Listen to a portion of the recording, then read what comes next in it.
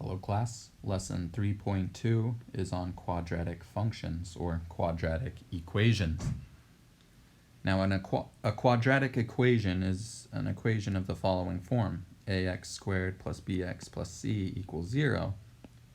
A, b, and c are just real numbers, and we request a is non-zero, which means we have a non-zero x squared term in the equation. Okay, so in this section, I will go over two methods of solving equations like this.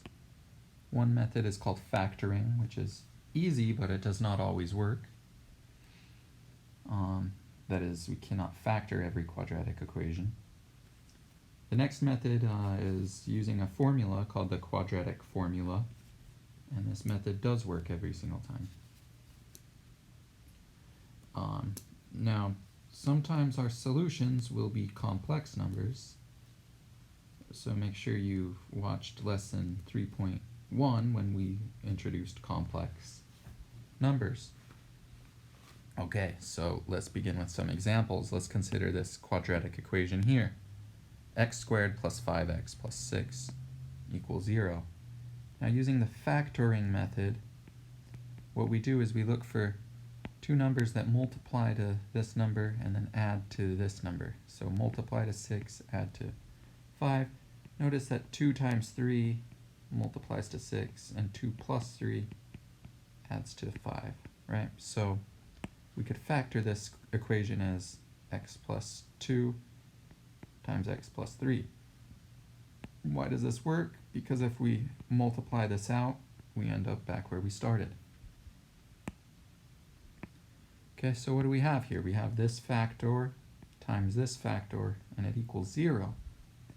Well, if one thing times another thing equals 0, either the first thing equals 0 or the second thing equals 0.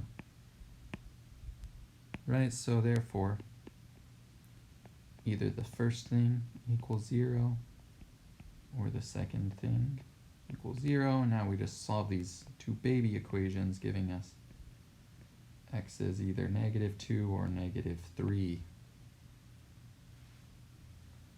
And that is the solution. If you want to check your work, you could always plug these numbers back in and see that it does in fact solve the original equation. Okay, now as I said earlier, we will learn two methods. Let's look at the exact same problem now, but using a different method. So this is called the quadratic formula. When we have the quadratic equation ax squared plus bx plus c, of course a is non-zero, then we could always plug into this formula to solve for x. It's -b plus or minus the square root of b squared minus 4ac all over 2a. Okay, so let's consider this example. It's the example we just solved, but now let's plug into the formula and see if we do get the same answer. So here we plug in the number 1 for a, the number 5 for b, the number 6 for c. So x equals -b plus or minus the square root of b squared minus 4 times a times c all over 2 times a. Okay, so we have -5 plus or minus square root of 25 minus 24 all over 2. Okay, so that's -5 plus or minus square root of 1 over 2. That's -5 plus or minus 1 over 2. So that's either -5 plus 1, which is -4 over 2, or it's -5 minus 1, which is -6 over 2. Simplifying gives us -2 or -3, and that is in fact what we got last time using the other method. Okay, so these are the two methods. I recommend getting comfortable with this method because it always works. But let's make an observation about this formula. It's possible for this b squared minus 4ac to be negative, right? So it's possible for there to be a negative number under the square root. In the example we just did, we ended up with a positive number under there, but it is perfectly possible to get a negative number here in the formula. And the following example, oh, actually I need to change it a bit. Let's see, I think the following example now should have a negative number in the square root of the formula. So let's plug into the formula now. So here we have a equals 3, b equals 3, and c equals 1. So x equals negative 3 plus or minus the square root of 3 squared minus 4 times a times c all over 2 times a. Okay, so negative 3 plus or minus the square root of 9 minus 12 all over 6.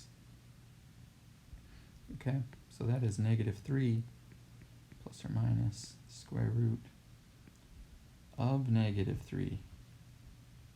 Okay, so now we have a negative number instead of the square root. And we learned how to deal with that in the previous lesson. We now have square root 3i. Oops, sorry about that. Square root 3i, and this is all over 6. Okay, so if we write this in standard form, that's negative 3 over 6 plus square root 3 over 6i. Simplify that a little bit. Negative 1/2 plus root 3 over 6. Plus or minus. So we have two answers, either negative 1/2 plus square root 3 over 6i, or negative 1/2 minus square root 3 over 6i.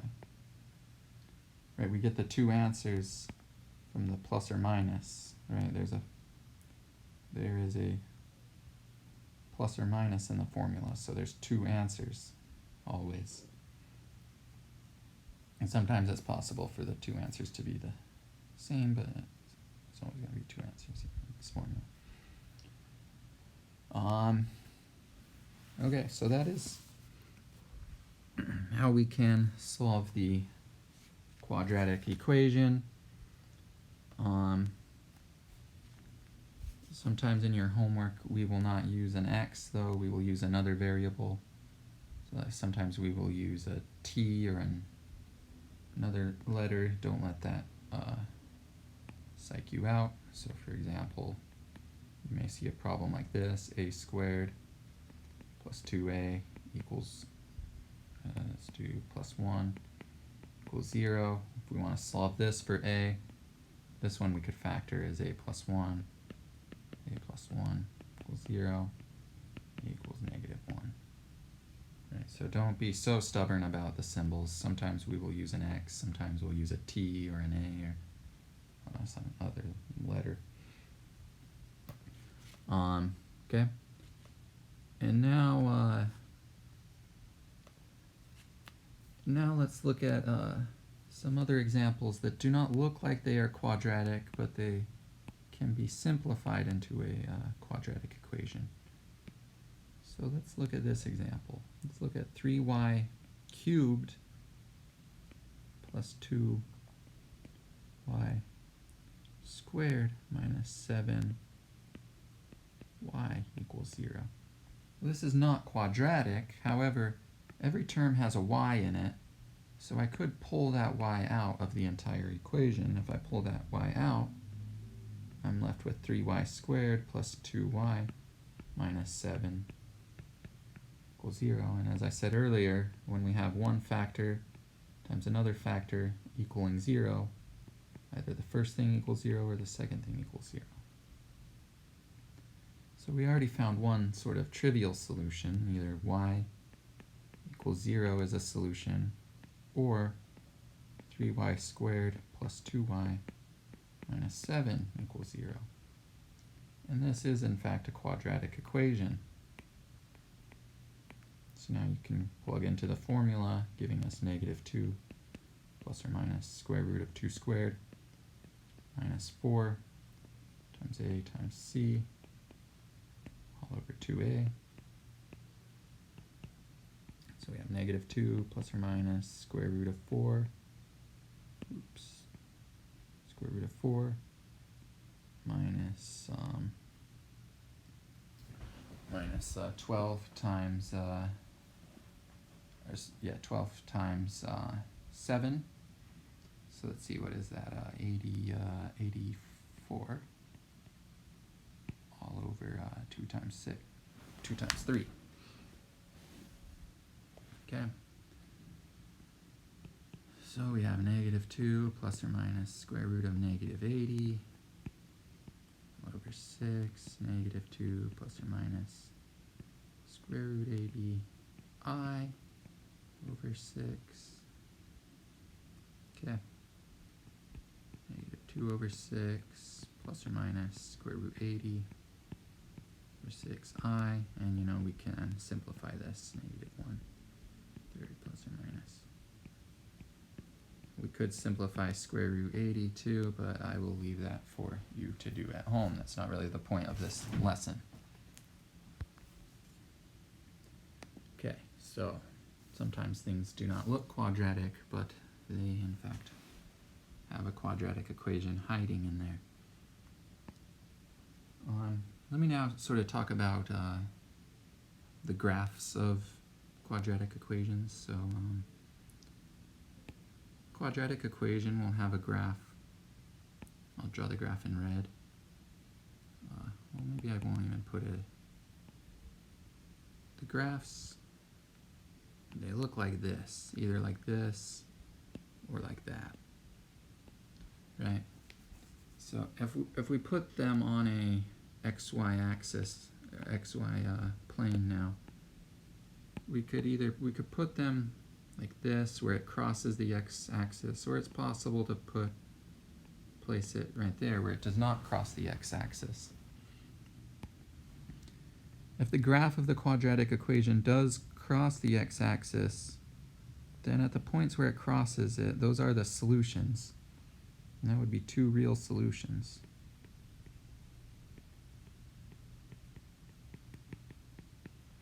If it does not ever cross the x-axis, like in this case, then the 2 solutions will be complex. There is one other possibility. I could draw a picture of the graph here. Our graph could just barely touch the x-axis at one point, and we get one real solution. So that's the 3 possibilities.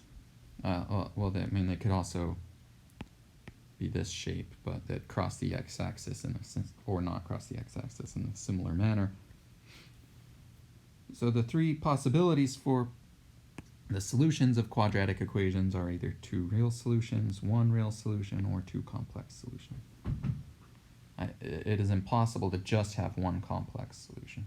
They will come in pairs. Okay. So in your homework, you may be given a graph, and it's like, I don't know, you have the quadratic equation, whatever it is. If you're given the graph, you don't even need to solve the equation. You can just read off the solutions if it does in fact cross the x-axis. If it does not cross the x-axis, you'll have to solve the equation to find the complex solutions.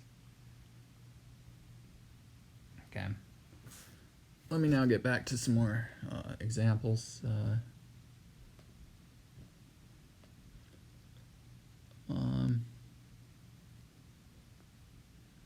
Well, let me make another remark here.